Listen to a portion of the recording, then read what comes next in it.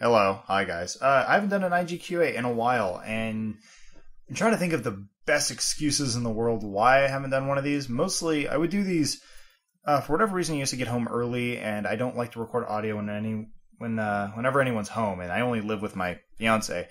And for whatever reason, I just don't like being around people when I do any kind of work. That's why I probably look awkward on IG Daily all the time. I hate being on camera. I hate performing in front of people. Unless it's like a panel or like, the IGA awards or something like that. Anyway, it's a whole other separate issue, but I haven't done one of these in a while, and I kind of have I got a few hours to kind of just jerk around since the lady's out making a headboard or something. So I have an excuse to play some video games and answer some of your questions from a couple of the dailies that we've done. Because I know, actually one of the questions here is that you guys missed the old 2-hour podcast, and I miss them too, and more on that actually later. I'm sure I'll come up through one of these questions, but we do have a podcast plan in place. But anyway, let's just let's answer a couple questions. So first up, let's go to T.Y. Sard. Why does one manage to become as cool as a Donkovic? That's very nice of you thinking I'm a cool person. Strange, I didn't grow up being a cool guy, but it's nice that you guys like what I do. I appreciate that. Even though I don't know, just kind of a weirdo who likes Chipotle. Next up, we got Lucky G. What big announcements are you looking forward to expecting at E3 this year? Actually, I believe we answered this one on the daily, but on a, less satirical? Or sarcastic. I have to learn how to talk. On a less sarcastic note, big things at E3 this year. That's actually a strange thing. I'm excited about E3 this year because I don't know what's going to happen. It's such a strange time for the industry. Everything's kind of shifting right now. Everyone's waiting for a new console. A lot more, PCs getting a lot more love. Free-to-play is becoming a big thing. Handhelds are still kind of holding on in some way. I don't know how the Vita's doing, but at least that's out. The iPad is becoming a huge contender, just tablets in general. What is going to happen? I don't know. Maybe we'll see a new Kinect. I'm unsure. I am right now personally, though. I know we're going to see a Halo 4 demo during Microsoft's press conference, because what else do they have? And so that has me pretty excited. I haven't been to a Microsoft press conference personally since 2009. And I forgot what happened there. I think they announced the Natal when, the Kinect, before it was called, that was the Natal, and they showed it off. And then the following year it was all motion control BS, and it was miserable. But we'll see what happens. I'm kind of excited. Pancakes 24564. What happened to Soda God? It's actually funny you mention him, because I did text him recently. I did find out what happened to him. I think he's back in New York. I'm not exactly sure where he's at, but he's working at like an accounting firm. I think he's just done making videos, which sucks. But hopefully, we have some projects kind of lined up. And I asked him if he'd be interested in bringing back some old shows, and he said he'd be pretty interested, depending on what happens. But I also saw if he wanted to come out to LA, and I don't think he's going to, which is unfortunate, because I'd love to work with the guy. But it was actually funny. I've never met the guy in real life, and I don't think I've ever talked to him on the phone. I think I've only talked to him through text or email. Just realized that the other day. Known him through the internet for so long. This is Picky Connor. Views on game in the UK pretty much going bankrupt and closing down. Could it happen to GameStop? Potentially. It will happen to GameStop, and they know it. That's why they're selling DLC at their store. They know everything's going digital. It will be that way soon enough. It's just it's going to come down to internet. Right now, GameStop, Target, Best Buy, right now they're just this unnecessary middleman. Well, they're necessary, but not forever. Right now, you're seeing the same thing that happened to, if you live in the U.S., Blockbuster, Hollywood Video, where you have a rental service and it becomes obsolete by a much better service that is much more convenient and more affordable. Because you have once you have convenience and affordability in there, that's why things like Steam work so well. So that's where the entire industry will be 10 years from now, easily. Just we got to get our internet figured out. Here we go. We got the Freddo Bar. Why can't I not find all the podcasts anywhere? I have updated all my iTunes stuff and searched online. I live in England. Might have something to do with it. No. I only have 3 through 13. Please help. That was a machinima initiative. I wish I had more say in it, but they wanted to kill the iTunes feed because the way iTunes works, I believe, is you have to pay for hosting yourself. I'm not exactly sure. Corey Clark was doing all the hard work on this, but they didn't want to. There's just, I guess there was no money in the podcasting, which I disagree with. I think there is money in podcasting. You look at guys like Adam Carolla, the Nerdist, organizations like that, these guys who have empires built around podcasting. There is something to the long form talking that people enjoy. I enjoy it a lot more actually now. That's mostly what I've been listening to on my my trip from home to work and back. I either listen to music podcasts, which has just been like a lot of electronic music, keeps you going, keeps your gay in check, and then listen on to the Adam Carolla podcast, and it's just refreshing to listen to one person rant for an hour and a half. It's something I enjoy listening to, and I like the idea that it's just the Wild West and anybody can make a podcast. I'm making one right now on about, I don't know, $130 worth of equipment. Well, let's not count the computer, but the condenser mic I'm using with a stand and everything was fairly cheap, and I'm recording on Audacity. Anyone can do this, and this is kind of cool. And it's like I'm nowhere near, the huge podcasting networks, but I have this ability to reach out to my small handful of fans. I don't want to say fans, listeners, guys who enjoy what I do. Call you fans, whatever you want to be referred to. But I like that I have this ability. That's cool. And the fact that people enjoy it, and there definitely is a smart way of making money. Like, I really enjoy the way Dig Nation did it back in the day, and then Adam Carolla did it with advertising, where they're just very upfront with it. They're like, look, we like these advertisers, and we picked and chose them, and they want to be on our show, and they understand what the show is. They've listened to it.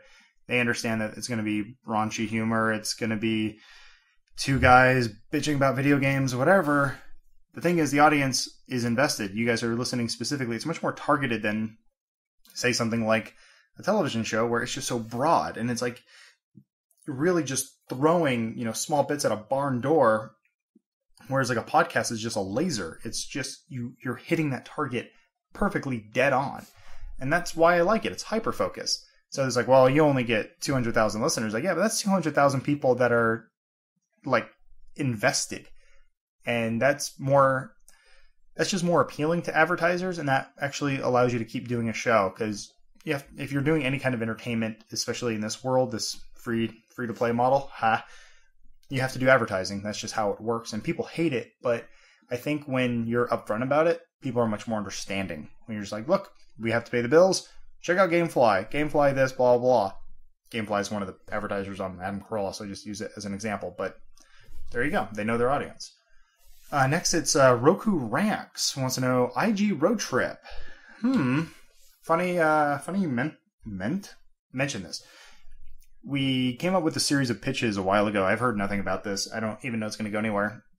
But one of the ideas I pitched was Inside Gaming on the road. Like, we're doing the news on the road. Like, we build like a badass news van, and we have a 4G connection built into the thing, and we have like an editing bay on there, and we have a couple cameras, and it's just like 3 or 4 guys going across the country, going to different game developers, different studios, checking out new games, doing like studio tours, hanging out with guys like Gabe Newell and Brian Fargo or whatever, like just hanging out with these well-known faces in the gaming community, and even guys like Mega64, Hey Ash, what you playing?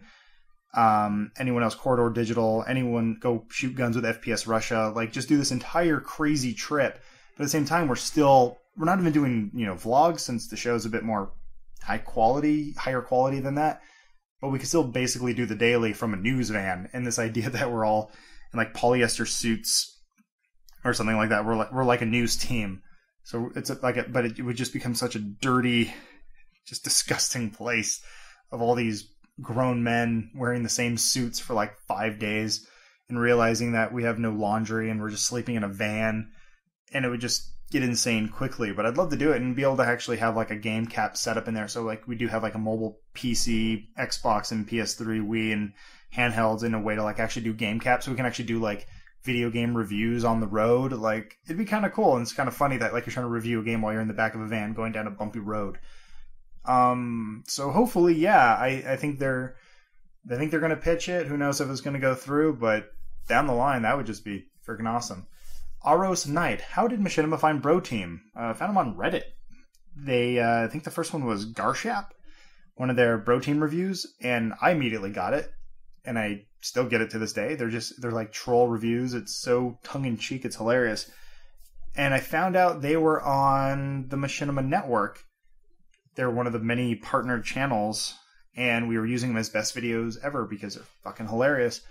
And then we kind of started talking through Twitter, then we started talking through email, and now Bro Team's doing our game releases of the week because it's fun. I keep saying Bro Team, it's only one guy, but maybe, the idea is that it's two, maybe. I don't know the allure, but either way, Bro Team's fucking amazing. The only problem is that lovely man's in Canada. I want him to come down to LA so bad to just work full time. But Digitome and Bro Team are both freaking amazing, and there's a lot of mixture I see in the comments on Bro Team, which is funny. Like, these guys suck, they're terrible, but I think the majority of the viewers like them. It's just that vocal minority of people who, I don't get it. Okay, yes, joke's on you. Sorry. Like, what did he say? The last one did the Assassin's Creed, and he said, this is the final one in the series. Clearly, he knows that Assassin's Creed 3 was announced, and it's trolling. It's messing with people, and I love it. I think it's hilarious. Caleb's 92. I'm trying to read on a screen far away from me.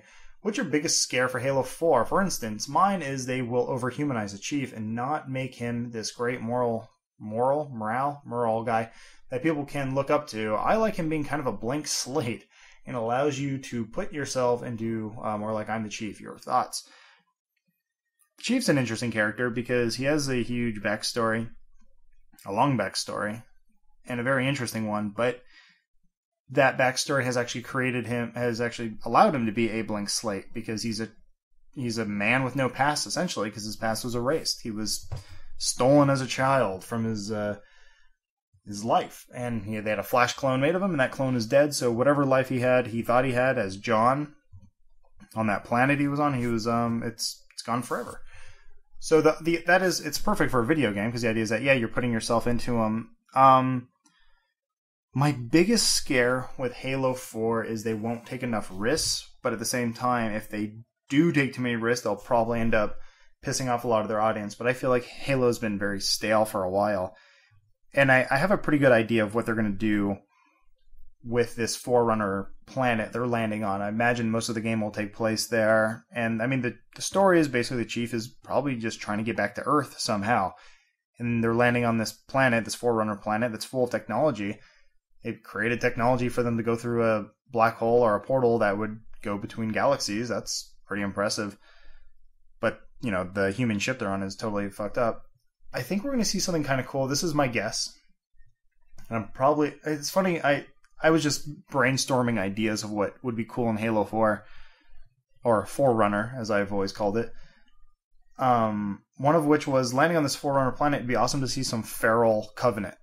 These Covenant that have been living on this planet that has been abandoned for 100,000 years or whatever, how long it is since the last, the cycle when they launched the Halo rings. I forget how long it was, something like 100,000 years. This idea of seeing like feral jackals and feral brutes and the elites that can't speak in any kind of language, and they're like tribal huntsmen, and maybe there are some that can speak, and those ones are more. It's like it's the beginning of human civilization essentially, and you're seeing it on a different planet, thousands of years later. And the Chief is saying all this, and like, holy crap, it'd be kind of cool that he's got a gun. He gets to kill him. That's actually the other thing that I'm worried about is weaponry. Are you just going to be using Covenant, which is basically Forerunner technology the whole game? Or will you find some kind of human rifle, and then where do you find ammo? Is there ammo drops throughout the level? Why is there ammo on a Forerunner planet? That doesn't make any sense. So, curious to see how they're going to figure that one out. I'm sure they'll have some kind of answer. It's refreshing, or it's reassuring that Frankie's working on the series, and they have a lot of ex-Bungie guys working on the series on the game. And you watch those behind the scenes videos, and it's not as inspiring, I guess, is the Bungie docs, where everyone there was kind of a personality, everyone they talked to, and you always got really hyped up. We're like, oh man, this game's gonna be amazing. Then it comes out, yeah, it was fun. Okay, it's cool. And it never really lived up. Nothing really ever lived up to what those dev diaries hyped me up for. And I'm really hoping that 343 makes Halo what I've always wanted it to be. And I always felt like Bungie just never really hit it story-wise. They got close a few times, and they ended up finding out that their strong suit was in characters and smaller stories, a la ODST and Reach, which I thought those were better stories overall, better than Halo 2 or 3.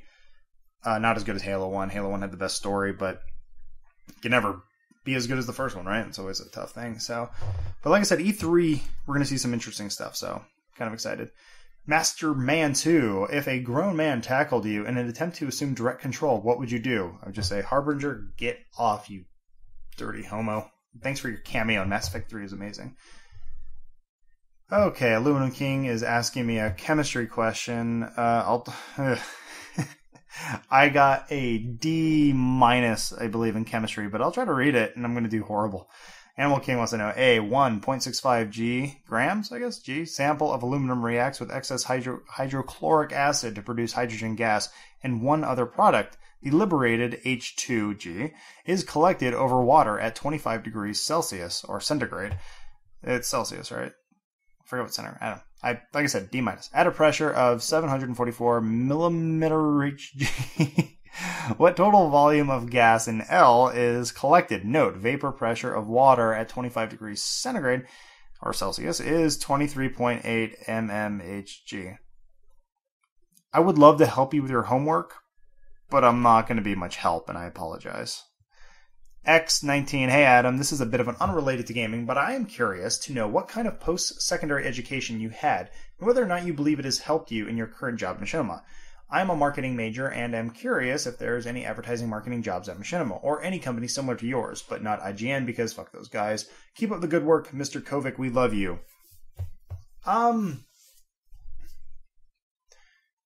That's a very interesting question. I went to community college for a little bit. I wanted to be a video editor or do something with video.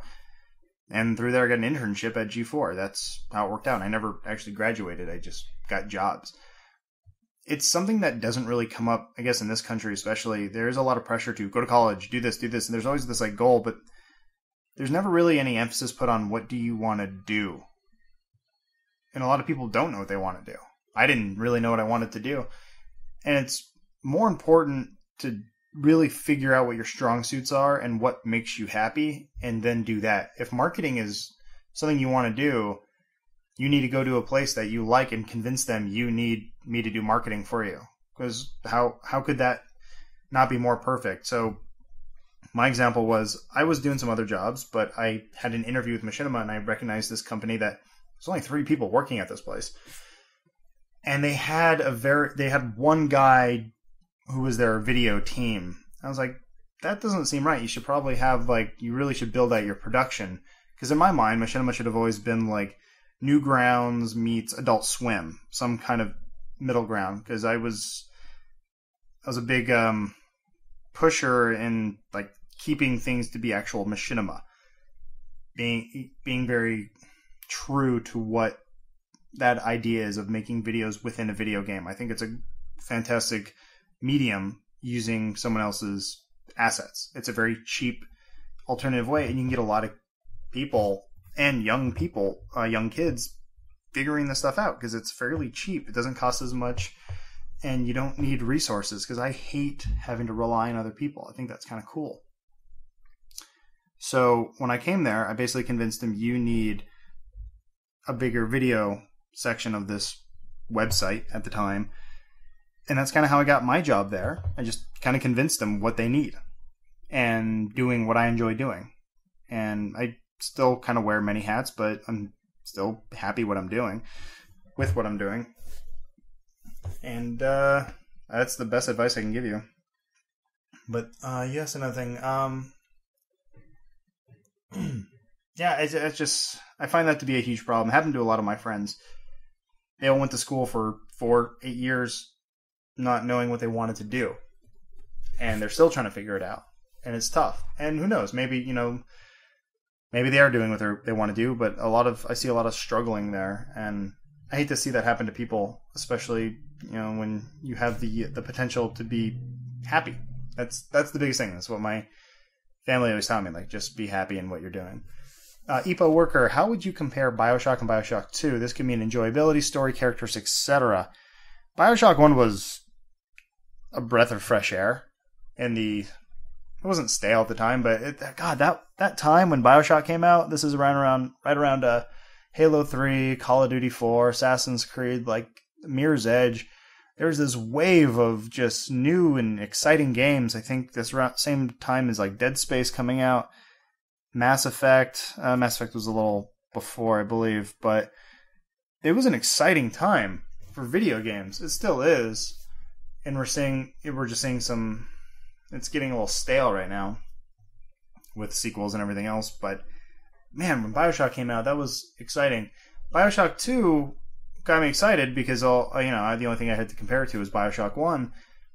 But then you play it and you realize it's not made by Irrational, it's made by another team. It was made by guys who were inspired by the first game, but didn't want to deviate from it too much, which kind of bummed me out. And they just kept moving forward with the story instead of maybe going further back or trying something different.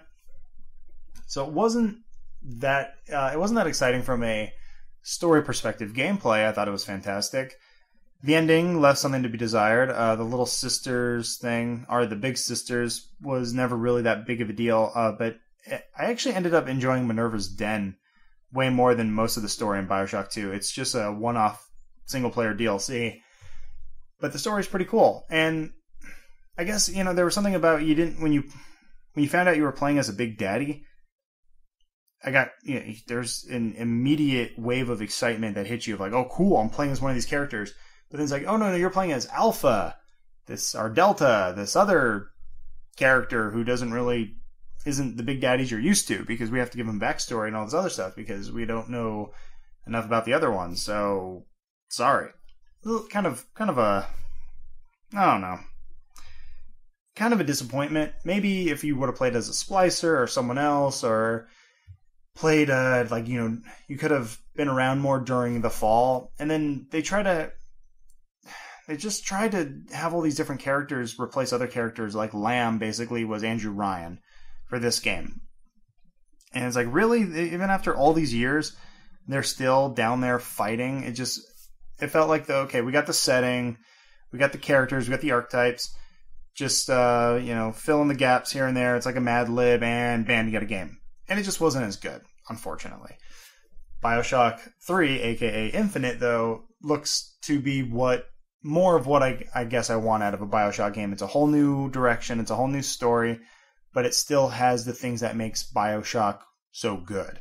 Or, starting with System Shock. Those things that, the Shock series, I guess you could say, that really gets you excited to play a video game. And I cannot freaking wait for that game to come out because it looks pretty damn cool.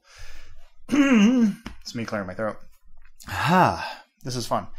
KC Chief 207, would you want Halo 4 to be on the PC? Do you think it would be profitable, or would Microsoft fuck it up somehow? I don't see how you could really mess it up there, except for the fact that when you're building a game like Halo 4, you're thinking with the Xbox in mind, because it's an Xbox exclusive, and so you're building it for that specific hardware. When you're talking multi-platform, even with PC, there's some give and take, and typically those games suffer a little bit. I'm not saying that's the case every time, but a game like God of War 3 or Uncharted 2 or 3, even Uncharted 1, those games were built specifically for their consoles, even the Gears of War series, and they look really fantastic on their respective platforms. And then you start talking about PC exclusive games, or games that were built with the PC in mind or with a heavy PC focus, talking about Battlefield or The Witcher 2, Guild Wars. You're starting to see where there's something to be said about something being exclusive, because you're really seeing that console push to its limits, or that platform, because PC's not a console, whatever you want to say. So I kind of want Halo 4 just to stay on the Xbox, as much as I would love to see it on PC, because, oh man, we can pump up the graphics and we can use the RAM and all that stuff. But at the end of the day, I know that it was meant for consoles and it's meant for console users.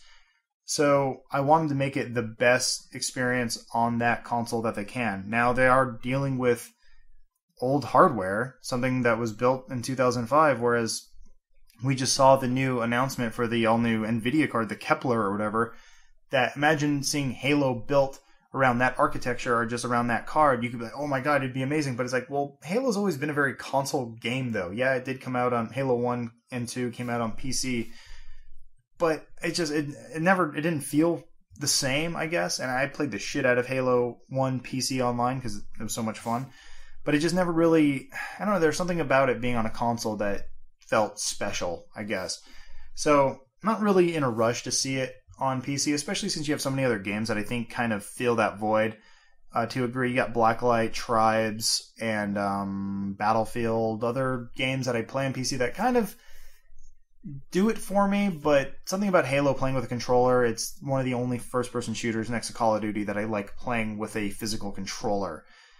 I don't know what it is. It always has felt intuitive to me. Esteban2510. Hola, amigos. Sorry, fuck that one. Hola, amigos. That's better. What do you think the 9th generation of consoles would be like? That is as if there is one. Also, will you come back to Mexico? I love the redesign. I don't know the redesign. Redesign of Mexico? That'd be cool. I haven't been to Mexico in a very long time. Just because it's kind of a scary place. Because I'm a white gringo. 9th generation of consoles. Is that what's coming up? Are we on the 8th gen? I have not been keeping track. I'm always happy when a new one comes out. The 9th generation of consoles. Rumor is, that sounds like someone knocked on my wall. I think they're just doing construction next door. I believe, I don't know if there's any credence to the story of Sony's new Orbis console. The idea that they want to kill used game sales. But you have to believe that there is some truth to that. It goes back to the whole thing of GameStop going out of business. That is a middleman that needs to be cut out.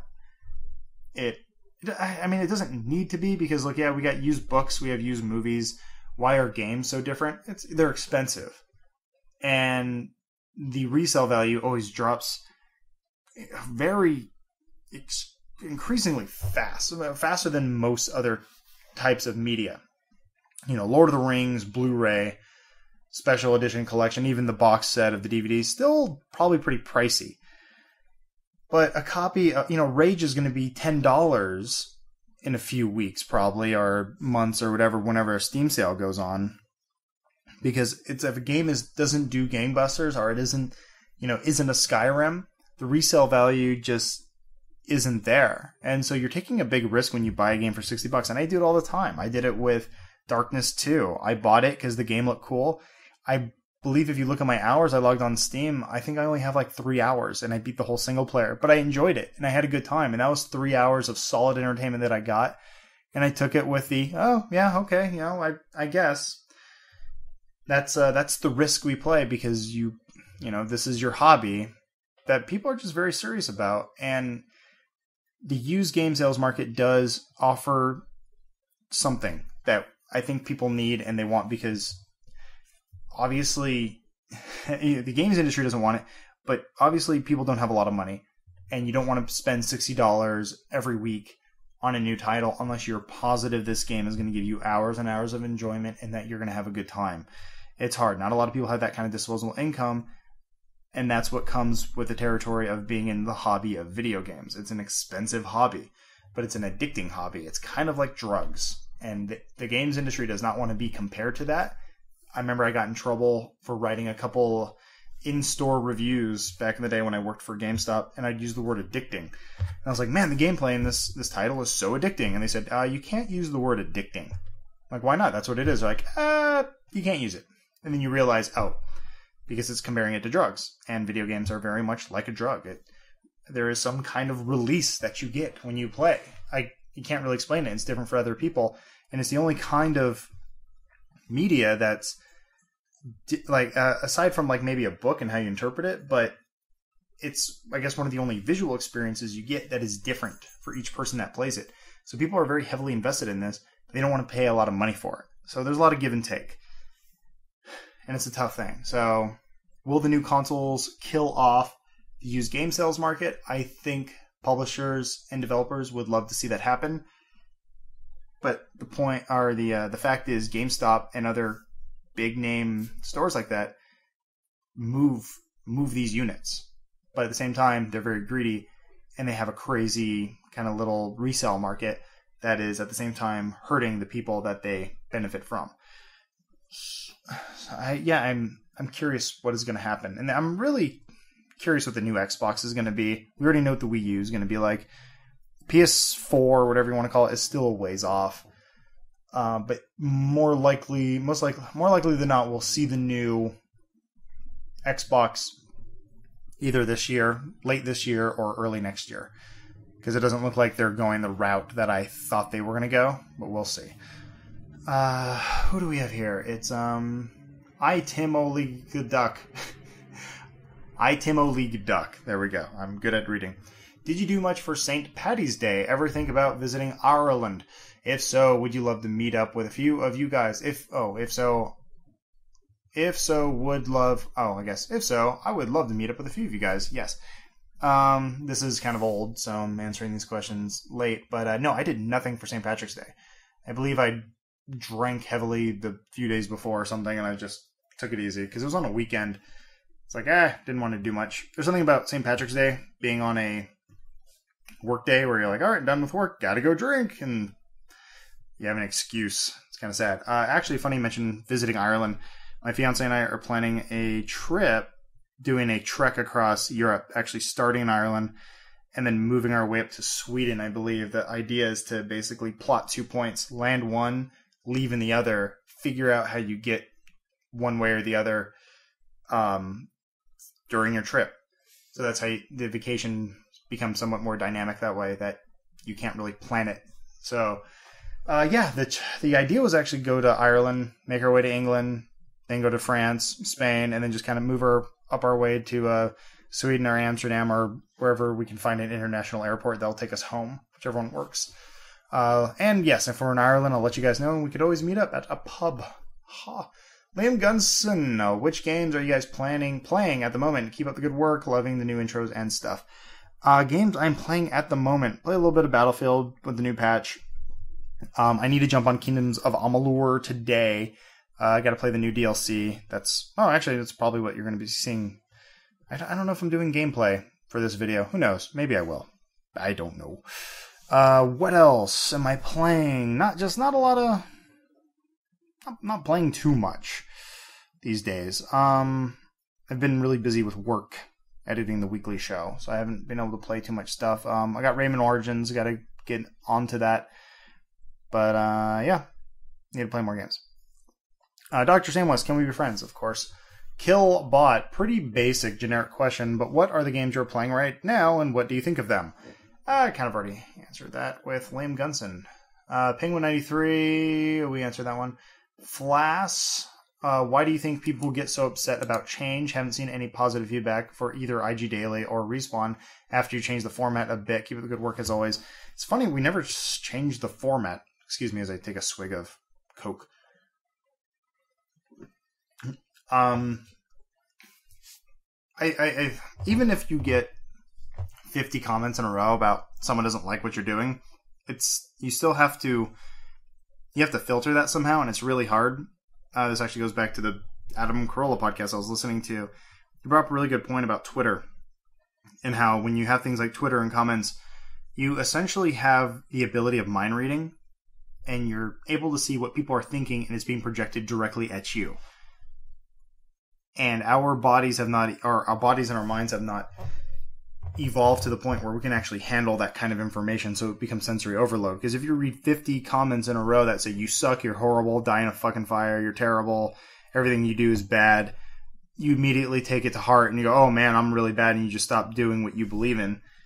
And it's been a struggle for us, definitely, where it's tough because it's the only industry of, working on the internet where the feedback is reactionary and it's immediate because you're dealing with a reactionary crowd. You just kind of have to learn to deal with it. But when you look at the show of IG Daily, we didn't really change the format.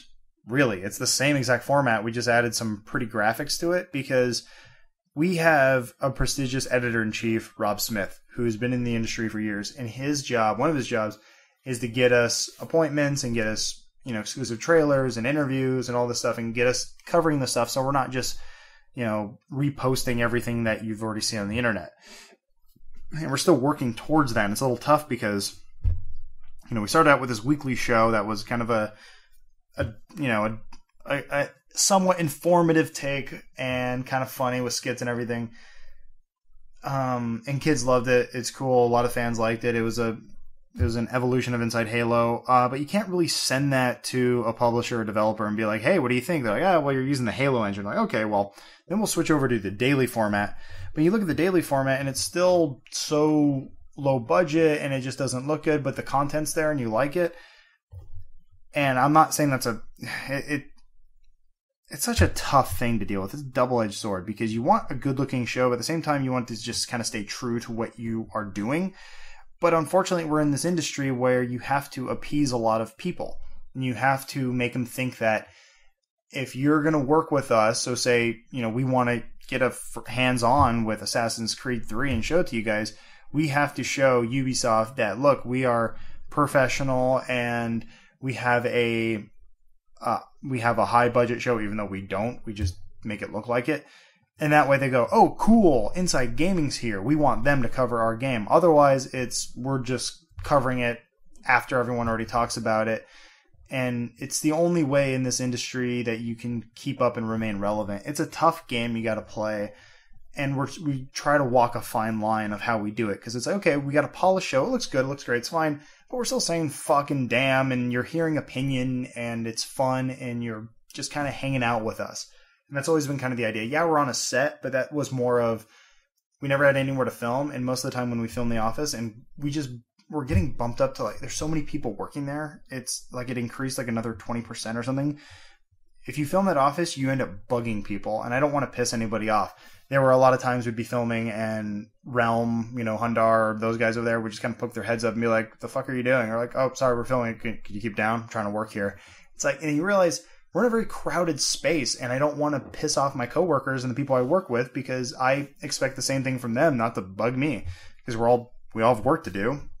You don't need a lot of loudmouth jackoffs. So we finally got a set because we got a room. We needed somewhere to film our show. And we're still building it out because the set was that's more for kind of like interviews and bringing people on to like, hey, come look at our fancy little set. So like anyone could really use that. It wasn't meant to really shoot the daily every day there. So we're still building it out. There's about 2/3 of that room you haven't really seen yet. So we're building out like a podcasting station where it's just basically a round table with a bunch of chairs. Anyone could sit in and we could record audio. I want to build in a VO booth. There's like a closet in there. And I want to fill it like a game center.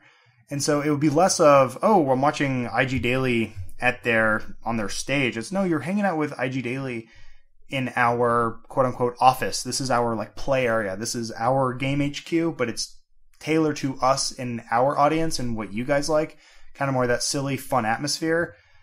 And that's what I want to build. And it's a little tough right now, but with the crazy growth happening at the company, but I think we're working towards that. And so, yeah, it's never about, oh, I wish you were just filming in random locations. It's like, we can't even do that anymore. It's impossible unless we go film outside. And the same thing with Respawn.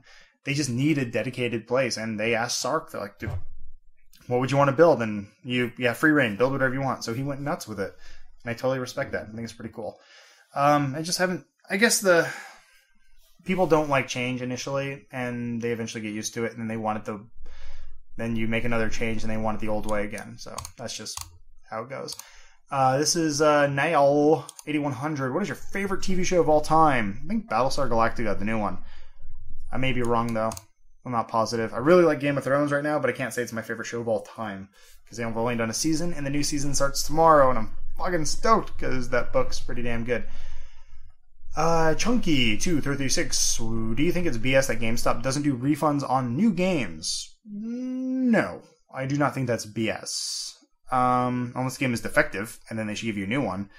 But I think that's smart business sense on them. If I ran a business, where I sold brand new electronics and someone was able to open it, use it, enjoy it for the enjoyability they're getting out of it, essentially renting it, returning it, and me giving their money back. That's a pretty horrible business model. And at the end of the day, they're there to make money. They're not there to be cool and I don't know what you would expect them to be. They want money. They're business. So seeing it from that perspective makes sense.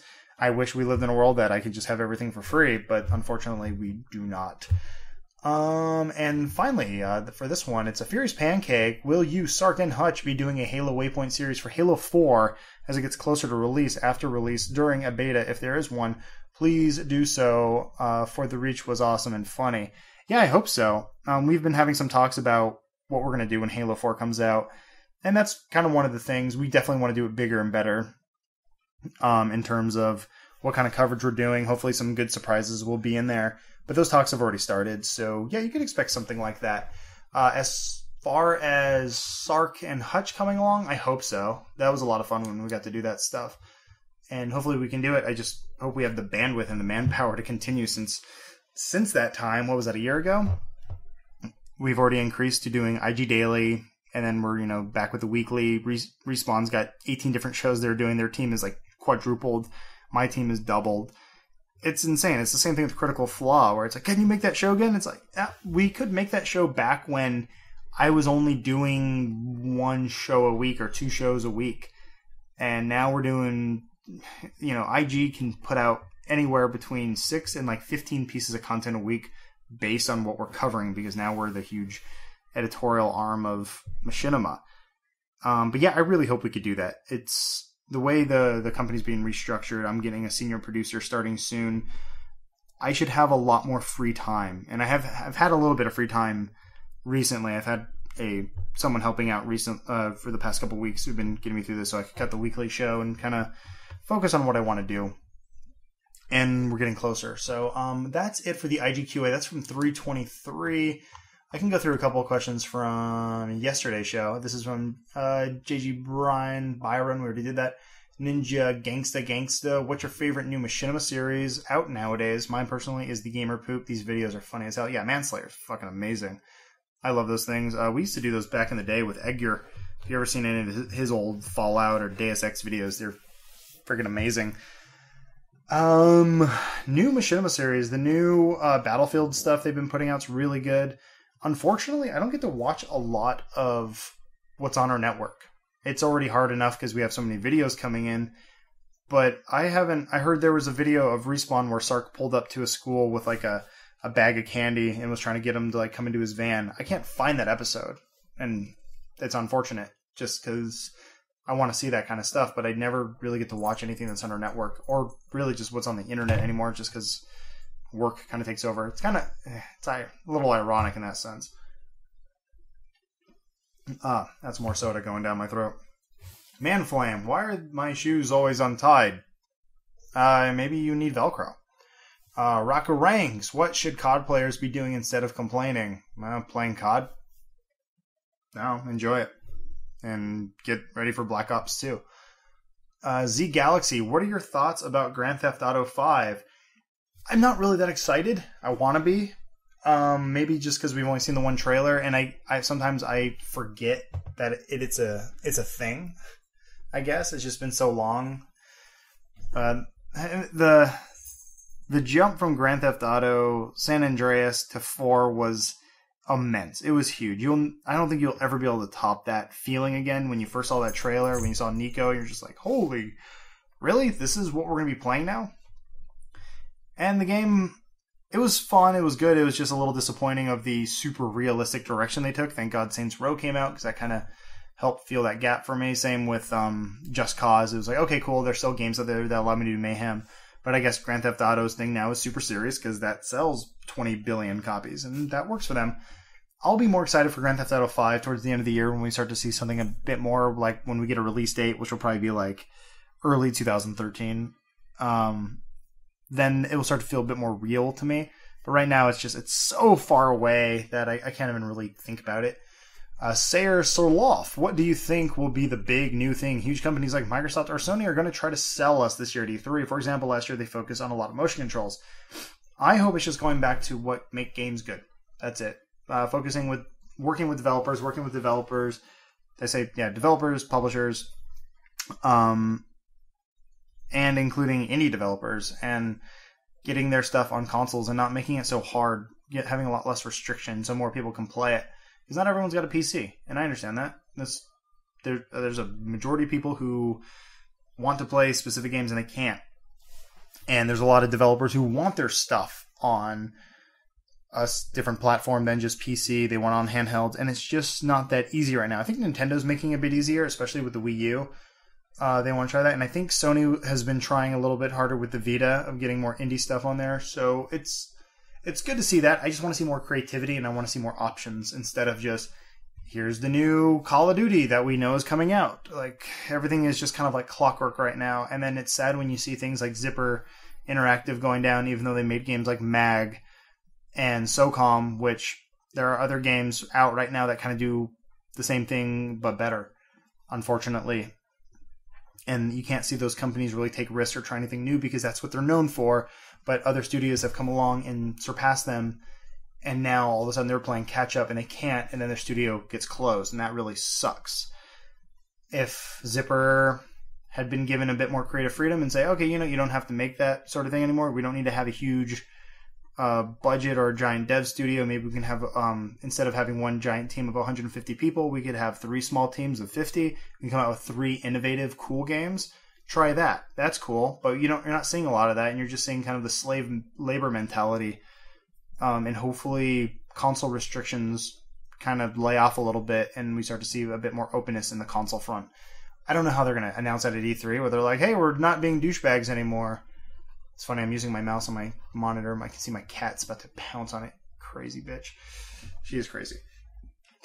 Liam Gunson, if you had the power to instantly make any game with anything you want in it, what would you make? I would like to make a single-player RPG Star Wars game based in a universe 4,000 years in the future, with no other canon from Old Republic, no canon from the original series, just an all-new world, but using the stuff set up in that sort of world that I enjoy. That'd be really cool. Like a mix between Mass Effect and Skyrim, with fight controls that are, I don't know what they'd be similar to. I would like it to just be unique and cool. Maybe something like, I was going to say Batman, but that's too simple. Maybe something kind of like Witcher, or Witcher 2, I would say, where the fighting mechanics aren't really that great, but when you pull it off, you feel pretty good. Bit of a kind of a skill-based fighting system. We'll see. Rye Dizzy, whatever happened to the Masters Challenge? Is Matt Danovic going to continue with it? Yeah, I don't know what happened with it. I love that series. I think it just wasn't pulling in the views, and then Matt's responsibilities got pulled in other directions, and it was just a show that didn't happen anymore. But I remember being with him when we pitched that show, and it just turned into kind of its own thing, and I really loved it. This is a Timo League Duck again. Fwiz could not pronounce my name. Can you? I don't know if I did. This would be the second time me trying. Just became a fucking caveman.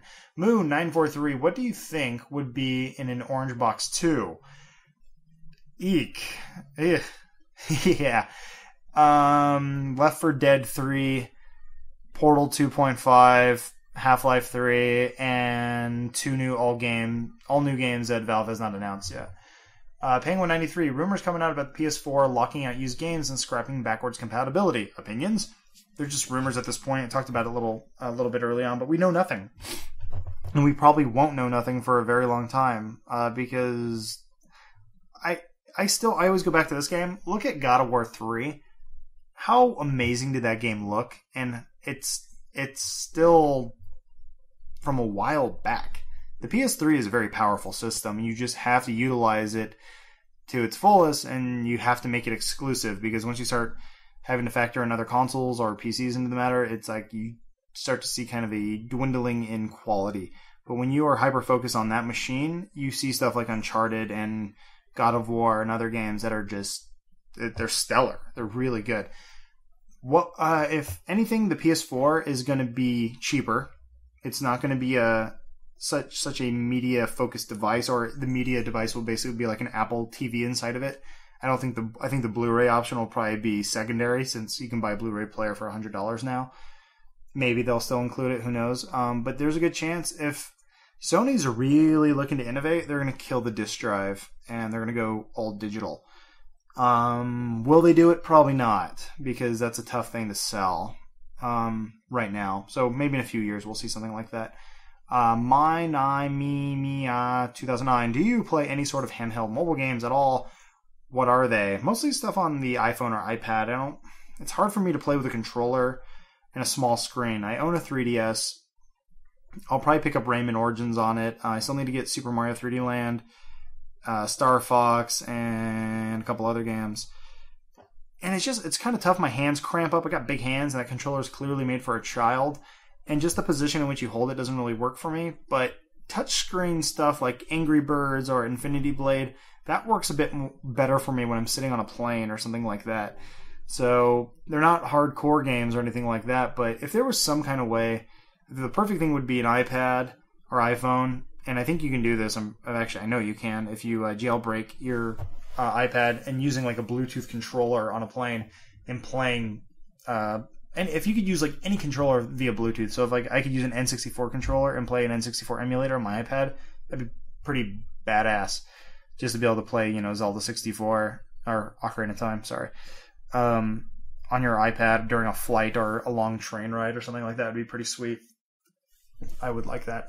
This is from 985-655-2500. Is that your phone number? That's your username? Someone's gonna call you. Favorite console controller? Personally, for me, it's the Xbox 360.